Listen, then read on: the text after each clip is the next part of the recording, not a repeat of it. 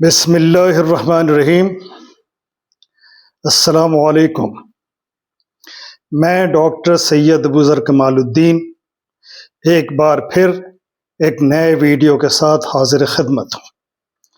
میں نے نئے سال کے موقع پر حالات، مسائل اور چیلنجز کا جائزہ لیتے ہوئے قوم ملت کے سامنے کچھ تجاویز، مشورے اور لاہے عمل رکھے تھے۔ مجھے خوشی ہے کہ ہزاروں لوگوں نے اس کو دیکھا، سینکڑوں لوگوں نے لائک اور پسند کیا اور اس کو شیئر کیا۔ بہت سارے لوگوں نے فون کر کے اس پہل کی تعریف کی اور کئی لوگوں نے کچھ اچھے سوالات بھی کیے اور فیڈ بیک بھی دیا۔ آج اس ویڈیو میں مسلمان سماج میں اسلامی معلومات کو کیسے عام کیا جائے اس سلسلے میں چند تجاویز لے کر آیا ہوں۔ میں چاہوں گا کہ میں نے پالیسی ریزولوشن کے طور پر جن نکات کا ذکر کیا تھا اپنے پہلے ویڈیو میں، اس کے الگ الگ پوائنٹس پر میں چھوٹا چھوٹا ویڈیو بناؤں اور لوگوں کو بتاؤں کہ ان باتوں کو کیسے روبہ عمل لایا جا سکتا ہے اور گھر اور سماج میں کیسے تبدیلی اور بہتری لائی جا سکتی ہے۔ میں نے پہلا پالیسی ریزولوشن یہ دیا تھا کہ مسلمان مرد و خواتین، نوجوان لڑکے لڑکیوں، بچوں اور بزرگوں میں خاص طور سے جو غریب اور پسماندہ لوگ ہیں، روزانہ کی محنت کرنے والے مزدور ہیں یا چھوٹا موٹا کاروبار کر کے اپنا گھر چلانے والے ہیں، ان کے اندر ایمان اور اسلام کی سمجھ پیدا کی جائے اور ان کا رشتہ اللہ اور اس کے رسول سے مضبوط کیا جائے اور قرآن پاک کی تعلیم اور حضور صلی اللہ علیہ وسلم کی سنت سے لوگوں کو واقف کرایا جائے۔ یعنی ہم جو پیدائشی اور نسلی مسلمان ہیں، وہ علم کے ذریعے سمجھ بوجھ کر اسلام کو جان کر اس کو مانیں اور اس کو اپنائیں۔ ایسا کرنے سے ان کے اندر دین کی سمجھ پیدا ہوگی، ایمان کی قیمت اور اہمیت سمجھ میں آئے گی، اللہ سے شعوری طور پر رشتہ مضبوط ہوگا اور حضور کی اطاعت اور محبت کا جذبہ پیدا ہوگا، آخرت کی جواب دہی کا احساس اجاگر ہوگا اور ایک مسلمان کے اخلاق اور کردار میں بہتری پیدا ہوگی، جس سے اس کی سماجی امیج اور عزت میں اضافہ ہوگا۔ اب ذرا مسلمان سماج میں چل پھر کر دیکھیں تو آپ کو معلوم ہوگا کہ 50% مسلمان مرد و خواتین جو معروف معنوں میں لٹریٹ ہیں، یعنی پڑھے لکھے ہیں، اور 25% مسلمان مرد و خواتین جو ایجوکیٹڈ ہیں، یعنی تعلیم یافتہ ہیں، جو انگریزی، ہندی، اپنی مادری زبان سے واقف ہیں، سائنس، میتھ، سوشل سائنس کا علم رکھتے ہیں، لیکن جہاں تک دین کی تعلیمات اور دینی معلومات کی بات ہے تو میرا اندازہ ہے کہ 90% مسلمان مرد و خواتین اس سے یا تو بالکل انجان ہیں یا غلط اور سنی سنائی معلومات رکھتے ہیں۔ انہوں نے پورا قرآن پڑھا نہیں ہے، اور اگر ناظرہ قرآن پڑھا بھی ہے تو کوئی ایک ترجمہ، ایک تفسیر نہیں پڑھی ہے، سیرت رسول اور حدیث پاک کی کوئی ایک چھوٹی سی کتاب بھی انہوں نے نہیں پڑھی ہے۔ اسلام سے ان کا رشتہ رسمی اور نسبی ہے، شعوری اور عملی نہیں ہے۔ یہ تو پڑھے لکھے لوگوں کا حال ہے۔ کبھی آپ مسلمان جھگی جھوپڑیوں میں جائیں جہاں پسماندہ اور بے حد غریب مسلمان رہتے ہیں، رکشہ والے، ٹمپو چلانے والے، پھیری لگانے والے، عام مزدور اور سڑکوں کنارے سامان رکھ کر بیچنے والوں سے پوچھیں تو 20% لوگ آپ کو ایسے ملیں گے جو پہلا کلمہ بھی نہیں بتا پائیں گے۔ ان کی زندگی میں اسلام کم ہے، کفر و جہالت اور شرک و بدعت عام ہے۔ وہ اسی بے شعوری میں جیتے ہیں اور اسی بے شعوری میں مر جاتے ہیں۔ جس ملت کی 50 سے 80% آبادی اپنے دین کی بنیادی باتوں سے ناواقف ہوگی، اس کا دین و ایمان کیا ہوگا، اس کا اندازہ لگایا جا سکتا ہے۔ فارسی شاعر تبریزی کا ایک مشہور شعر ہے جس کا میں اردو ترجمہ پیش کر رہا ہوں کہ اگر پہلی اینٹ ٹیڑھی پڑ گئی تو آپ کتنی ہی اونچی عمارت بنا لیں وہ ٹیڑھی ہی رہے گی۔ آج بھارت کی مسلمان ملت میں جو کجی ہے وہ ہماری اسی غفلت کا نتیجہ ہے۔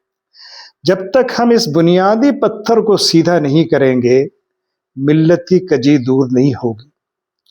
وہ ہماری اسی غفلت، یہ مسئلہ کسی ایک فرد کے سوچنے کا نہیں ہے بلکہ ملت کے اجتماعی فکر و عمل کا مسئلہ ہے۔ میں نے اپنی سمجھ سے چند تجاویز آپ کے سامنے رکھنا چاہتا ہوں۔ اگر یہ عملی لگے تو ضرور اس کو آزمائیے اور اس کو لاگو کر کے بتائیے کہ اس کا کتنا فائدہ ہوا یا ہو رہا ہے۔ اس پر غور و خوض ہونا چاہیے، کھلی بحث ہونی چاہیے اور اس جانب لوگوں کی توجہ دلانے کی بھرپور کوشش ہونی چاہیے تاکہ ہمارے گھروں میں 3 سال سے 20 سال کے جو بچے بچیاں اور نوجوان لڑکے لڑکیاں ہیں ان کو شعوری طور پر دین سے واقف کرانے کی تحریک چلائی جائے تاکہ آئندہ آنے والے 25 سال میں ہم ایک نسلی ملت کے بجائے اصلی اور علمی ملت بن جائیں، عملی ملت بن جائیں۔ اس سلسلے میں چند تجاویز آپ کے سامنے رکھنا چاہتا ہوں، اس پر ذرا غور فرمائیں۔ نمبر 1، جب ایک مسلمان مرد دوسرے مسلمان مرد و عورت سے ملے تو اس کو سلام ضرور کرے اور اس کے سامنے کلمہ شہادت اشہد ان لا الہ الا اللہ و اشہد ان محمدن عبدہ و رسولہ ضرور پڑھے اور سامنے والے کو بھی دہرانے کے لیے کہے، پھر خیریت دریافت کرے یا جو گفتگو کرنی ہو کرے۔ کلمہ کو عام کرنے کی تحریک چلائی جانی چاہیے۔ اس کو تحریک کی شکل میں ہمارے سماج میں رائج کرنے کا اہتمام کیا جائے، یہ شعوری اسلام کی طرف آنے کا پہلا دروازہ ہے۔ ماں بچے کی پہلی استاد اور گھر بچے کا پہلا اسکول ہوتا ہے۔ ماں خاص طور سے نوجوان ماؤں کو اس کی ٹریننگ دی جائے کہ بچوں کو اپنے دودھ اور پیار کے ساتھ کیسے اللہ، رسول، قرآن اور آخرت سے واقف کرائیں اور دین کی بنیادی باتیں کیسے بچپن میں ہی ان کے دل و دماغ میں بٹھا دیں۔ اگر ہماری ماؤں نے اپنی ذمہ داری سمجھ لی پھر آگے کوئی مسئلہ نہیں ہوگا۔ تیسری چیز، گھر گھر مکتب اور گھر گھر اردو کی تحریک چلائی جائے تاکہ ہمارا ہر گھر تعلیمی مرکز بن جائے۔ ہر بچے اور بچی کو گھر میں قرآن پاک اور اردو کی بنیادی تعلیم کا نظم ضرور ہونا چاہیے۔ آپ اپنے بچوں کا داخلہ چاہے جس اسکول میں کرائیں مگر ان کو اردو اور قرآن گھر پر پڑھوانے کا خصوصی اہتمام کریں۔